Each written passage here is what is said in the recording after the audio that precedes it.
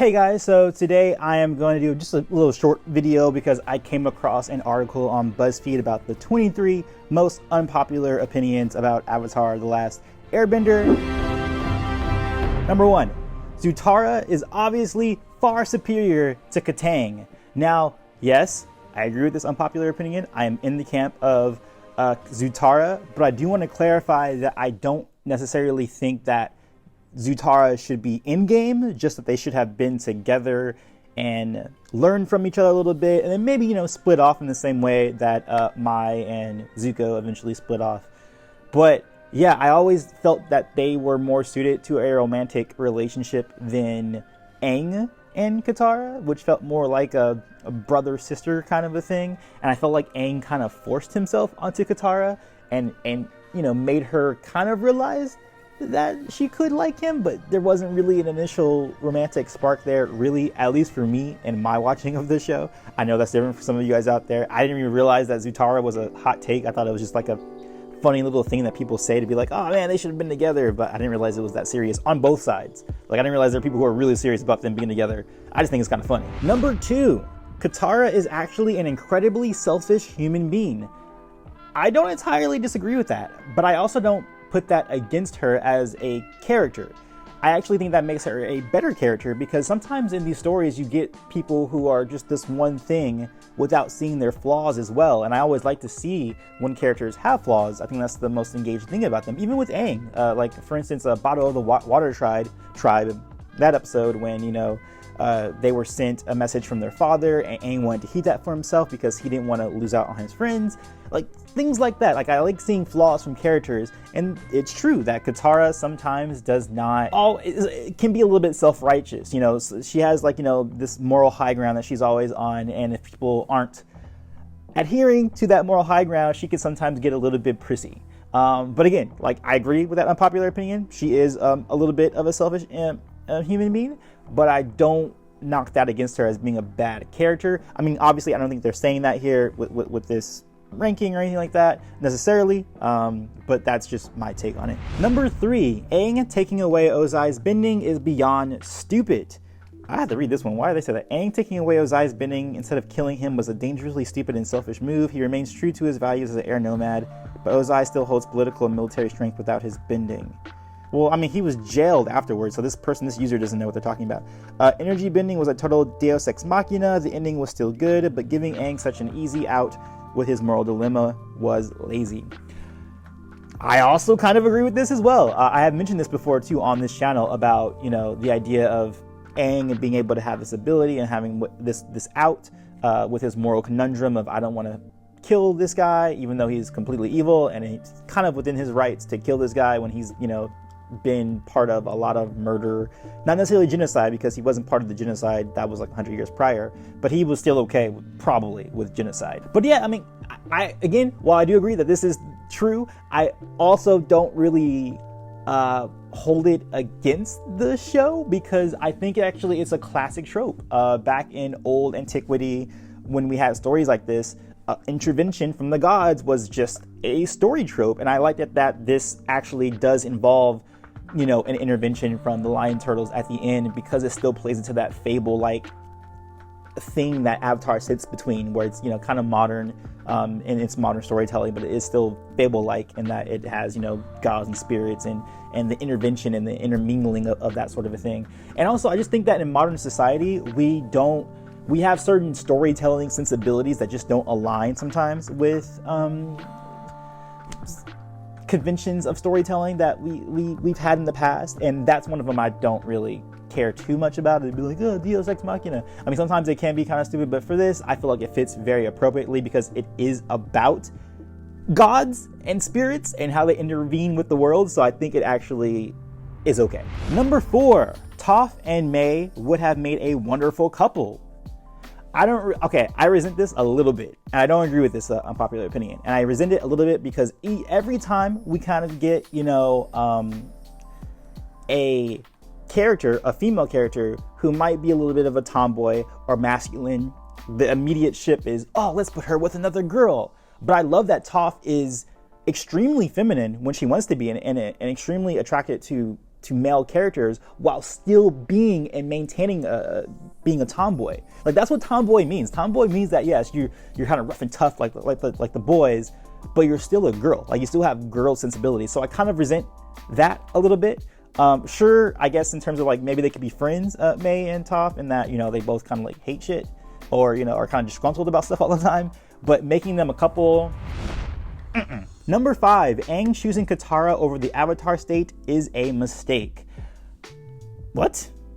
Okay, that's another unpopular opinion I do not agree with. That's the whole thing about Aang. I mean, it's basically his Luke Skywalker moment that Luke Skywalker chooses Leia and Han and Chewbacca, his friends, over training as a Jedi. Like, that's basically the same trope, and I think that is very effective because it's probably one of the more relatable things about Aang. Because usually with Aang, I don't actually relate to him too much because he has like this monk mantra of like, I don't want to kill anyone ever. Like, I don't really relate to that. I relate to like, hey, someone does some bad shit like what they were doing in, you know, Avatar. I would want to kill that person, you know. But again, I don't agree with this idea that it's silly for Aang to have chose Katara over the Avatar state because, I mean, that's his whole thing. That's his whole conundrum. I mean, that's what Aang is as a character. He fell for this girl like the second he came out of the iceberg. So yeah, not an unpopular opinion I agree with. Number 6, Uncle Iroh is not the wise, kind-hearted old man that everyone makes him out to be. Ooh, this is a hot take. I'm gonna read this one further. There's sometimes comments under here. So, Iroh is a terrible mentor. He tells Zuko not to follow the destiny his father laid out, but then Iroh makes no effort to hide the fact that he wants Zuko to help the Avatar rather than capture him. He's in effect doing the same thing Ozai is. Even worse, Iroh projects his son vicariously through Zuko. He doesn't want Zuko to grow into himself, but rather the man Iroh wants him to be. Okay.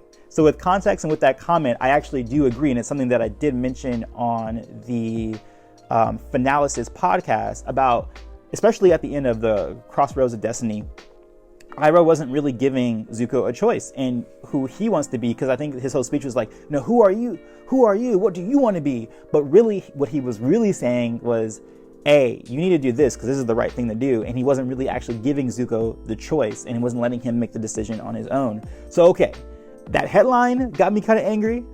But in the context of what the actual comment was, okay, I actually do agree with that. I do think that Iroh did have a slight misstep. Granted, what he was telling Zuko was the right thing, like objectively the right thing, but the way in which he was presenting it, he was presenting himself just as another Ozai or another Azula who were just kind of being like, this is it. This is the decision. I'm going to make it for you.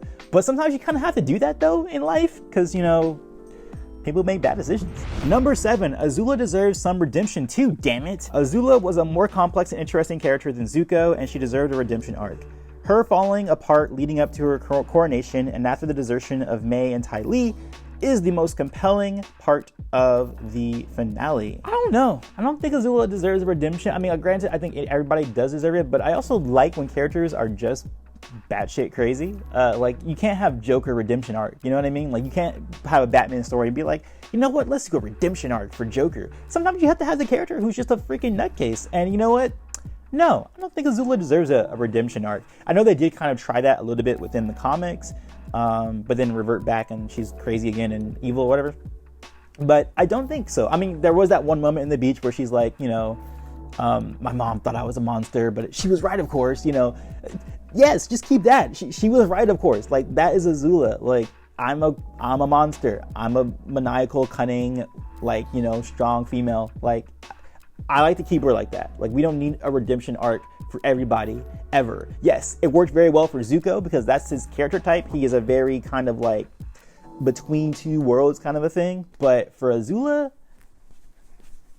nah, just let her be evil, y'all. Number 8. Sokka is the glue of the squad, but no one gives him any credit. Ooh, I didn't realize this was an unpopular opinion. I would think that's a popular opinion. But yeah, I mean, besides Katara, who definitely is, you know, definitely a rock in the group, Sokka definitely, for a majority of the series, does keep a level head for the entire group throughout. So I totally agree with that unpopular opinion. I definitely think Sokka is undervalued in Team Avatar, outside of his joking, because I think a lot of people will, you know, automatically go to, oh yeah, he's the jokester, he's very funny, Sokka's the best. But no, he had a pretty strong head on his shoulders, and he did keep that group together pretty well. Number 9, Zuko should not go through this whole emotional evaluation just to end up with Mai.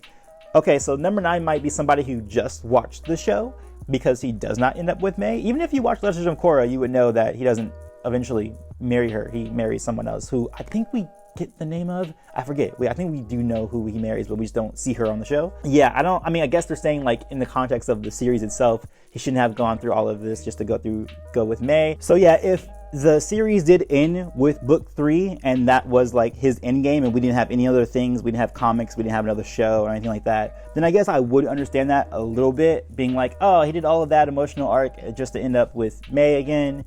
Then yes, okay, I guess I can agree with that a little bit. But considering that there's a greater context to Avatar, and like shortly after, like a year later, I think, because yeah, a year later they break up and Zuko doesn't end up with her and she's not his end game. So kind of agree, don't agree, because context. Number 10, Jet and Zuko are absolutely meant to be.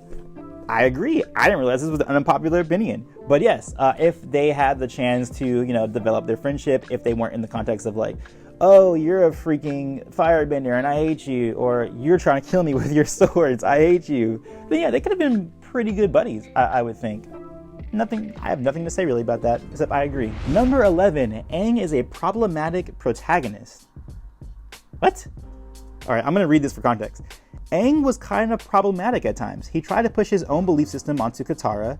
He let her do all the emotional labor in their relationship, and he kept kissing her despite the fact that she was not interested. Also, when Katara and Sokka had a chance to see their father, whom they had not seen in 2 years, Aang hid the map from them. Okay. I don't think this is him being problematic as much as it, again, as I said earlier, is just him being flawed. And it's a reason why I actually like the characters of Avatars, because they aren't all these perfect cookie cutter. It's like, oh, Aang's a do-gooder, so he's always going to do good. No, we are multifaceted as people. So sometimes we slip, or we're not the perfect person. So yeah, I agree that, Katara, Aang, I do feel like Aang kind of forced himself on Katara. I do agree with that. But on that same token, just being in Aang's mind, as a young boy, and this might be a greater conversation that I shouldn't be having in an Avatar video, but we're told to be assertive with the opposite sex. And if we're interested, to be, go out there and get it and make it known that you like that girl. So for him to do the kissing is more, I think, of him trying to show that he's like a man, especially that second kiss that we saw at the Ember Island player episode, right after he saw that, oh no, she might be interested in Zuko, or she only sees me as a brother. So in his mind, what he's thinking is like, oh no, I'm not seen as masculine to her, especially when he's being played by a girl in that play.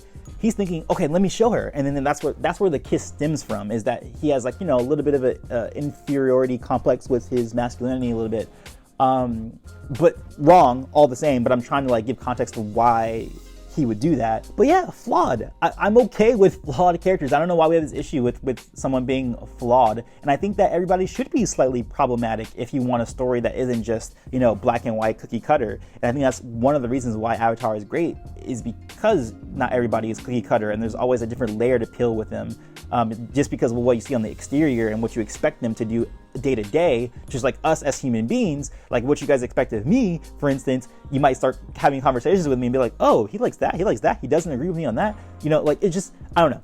I think that's fine, personally. I don't think he's problematic. I think that's actually a good thing to have in a character. Same with the whole pushing his belief on people too. Like that's a thing that those types kind of do, like monks or any kind of like religious zealot. That happens quite a bit. And again, that's just something that I think would naturally occur with a character like Aang. Is it the best quality to have as a person? Maybe not.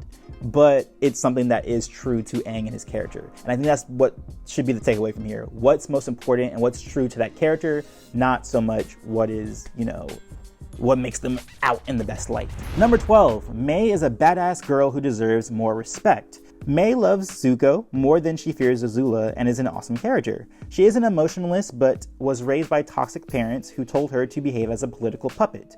Y'all are just projecting yourselves onto an available sunshine surrounding Zuko and want to bone him. What? That's funny. I guess so. I guess the issue with me and that character, with Mai, is that I don't really care much about her as a character. She was kind of like a bleh character to me, so I never really had a lot of thoughts about her. but I guess she deserves more respect. But again, I can't really say that because I have no opinion on Mai, to be honest. Number 13, Katara should have embraced bloodbending. I mean, yeah, I guess so. I mean, it's kind of like that case of if you have the power to stop something and you have this great power that can pretty much stop criminals on the dime. You could stop an Ozai, for instance, on a dime if you want to. Then why shun that? You know, like that's the whole kind of conundrum that you have with heroes in most stories. Is that, you know, yeah, I have this great power, but I don't want to like kill people, like, you know, the Batman, Spider-Man kind of a thing. Yeah, I guess I agree with that. Yeah, like, Katara totally should have embraced bloodbending. And here's the thing: it's not about the fact that the ability itself is evil, because yeah, inherently it's kind of like creepy and you're taking control of someone else's body. But I mean, it's no different from really if you think about like, oh, if you're, you know, putting someone in a frost with your ice in your water bending, and then you're stopping them from moving, like, I'm sure that person doesn't want to be stopped moving. I mean, there's a gray line to all that kind of stuff. And I think that, I mean, you should always have the best tools available to you, and it's your own moral standing that should dictate whether or not you do something, and not so much your abilities. What's that Dumbledore quote? It's not what. Oh my God, I'm forgetting the quote. I'm gonna put it up on the screen right now because sorry, Harry Potter fans. It's been a while since I've read Harry Potter. Actually, no, I actually just read the audiobooks like 6 months ago. Number 14, Suki should be showered with way more love and recognition. I agree. Suki's a pretty amazing character. She does almost get pushed aside a little bit too much, but I do think she gets her time to shine every now and again. You have the Boiling Rock episode. You have the Warriors of Hyoshi. You have her at the Serpent's Pass. You have her in the finale. You have her on the Day of Black Sun. So I think she's all right. You know, I think she's got. I mean, you can't give every character the spotlight, especially when you have like the four mains, and then you have like a redemption arc and a character arc for Zuko. I think she had enough. I don't think she needed any more. I think she's fine. I think she's good. Number 15, Toph and Sokka would have been a dream come true. I agree with that. I agree. Number 16, Aang does not deserve his loyal fan base. What? All right, we're going to read this one. Hot take. Aang was a terrible avatar. He was selfish, self-entitled, and unreliable. Throughout 3 seasons, he was more destructive than he was productive. He never had the guts it took to be a great avatar, and he never will. Compared to Katara, he was practically useless. If it weren't for Team Aang, Aang himself wouldn't be as beloved as he is. I'm gonna have to unpack that with somebody who really truly believes that, because I don't see how that comes about. If anything, I think Aang teaches a pretty huge lesson to everybody else in the series, especially at the end where everybody's like, well, yeah, you gotta kill my dad, or hey man, you gotta kill the Fire Lord. And he's like, no, we don't always have to do that. I mean, even if me, myself, I don't agree with that, I think it is still a good lesson to try your hardest to not go straight to killing, and try to find compromise or find a different solution that doesn't take human life. I don't see how that makes him bad though. Like, I mean, granted, yeah, he did, you know, ice himself for 100 years and he let all that bad stuff happen. I mean, granted, he didn't know what he was doing. He was just a kid at the time. He just didn't want to be, you know, torn away from Monk Gyatso. But to say that he doesn't deserve his loyal, I mean, well, I do think on a different subject that he doesn't deserve his loyal fan base for some other reasons, but not for the reasons that they presented here in this comment. Number 17, Yue is a better match for Sokka than Suki. I do not agree with that. Number 18, Toph is just a giant butthead. Toph is a giant asshole a lot of the time. She has some redeeming qualities, but so many times she's rude and uncooperative. I don't think she would have faulted Katara for trying to keep everyone in line. When she and Katara had that huge argument, I totally took Katara's side. Yeah, I mean, at the beginning, I mean, and again, this is what character growth is. People aren't supposed to be perfect at the beginning. And not even at the end, they should be perfect. They should still be pretty flawed, and they should still have those character flaws come up every now and again as shadows of the past. But yeah, I mean, yeah, sure, you can say Toph is a butthead, but that's kind of like why we like her, right? Is because she kind of tells it like it is, and she doesn't, you know, she's not the sugar queen, you know? I don't know. Yeah, I mean, well, do I disagree with the statement Toph is just a giant butthead? Well, no, I don't agree with that. Saying that Toph is just a giant butthead, I don't agree with. But saying Toph is a butthead, yeah, I agree with that. She's a butthead. But that's why we like her. Number 19, boys openly crying is one of the best parts of the show. How in the world is that an unpopular opinion? Number 20, it's really dumb to wish that Zuko and Katara got together. So in the inverse of number 1, they also have number 2. 20, I don't understand how this list seems kind of weird. And this is the thing about BuzzFeed. BuzzFeed is not consistent. Because how are you going to say at the beginning of your list that the unpopular opinion is that Zuko and Katara should have ended up together, and then you have another unpopular opinion that says that they shouldn't have? That doesn't correlate at all. BuzzFeed, come on, you can do better. Or maybe you don't, because you're BuzzFeed, and you don't do better, and that's the whole point of BuzzFeed. Zutara makes no sense and is overrated. They hated each other for 80% of the show, and Katara would never marry into the nation that is responsible for her mom's death and the genocide of her people. They're hot, but that's all. Yeah, no, I don't think that they would end up being endgame, but I do think they do have, like, you know, they had some tension there. They had some romantic tension, and you can't deny the romantic tension that they had. Does that mean that they will be a successful couple? No. And I'm not arguing that they would be a successful couple. I'm just saying there was some romantic tension there. Number 21, bloodbending shouldn't have been a thing. I actually kind of agree with that because it's kind of world breaking a little bit, especially when we get into Korra and see all the bloodbending that was happening there. Yeah, I don't disagree with that. I think bloodbending should have been, either it should have been left out, or it should have been, the limits that it had should have been more apparent. Because I do like the idea that only on the full moon can you bloodbend. You can't bloodbend all the time. But other than that, like expanding it from there, being like, oh, you can do it outside the full moon. Then I have issues with it. And that's the only reason why I have an issue with it being introduced, is because it gets, blown out of proportion later on. But in terms of just the context of just the bloodbending in book 3 and how it's used, I think it's fine. As long as you have limits on your magic system, I am okay with your magic, no matter how ridiculous it is. If you have limits on it, I'm fine. Number 22, Jet is the most underrated character of the entire show. Oh my God. Okay, so at least I'm not alone, because again, as I was saying before, I was on a podcast called Analysis, and we were on the Jet episode, and I was talking how fascinating it is, Jet as a character, and what he was going through, because he's kind of losing sight of what true peace is and what that means, and how he's kind of becoming the enemy, and that's what war does to a person. And then the rest of the dudes on the podcast were like, nah, he's just terrible. And I'm like, what? He's amazing. I mean, he's not amazing as like, when I say amazing, by the way, guys, when I'm talking about these characters, I'm talking about them as characters, not as like people most of the time, so keep that in mind.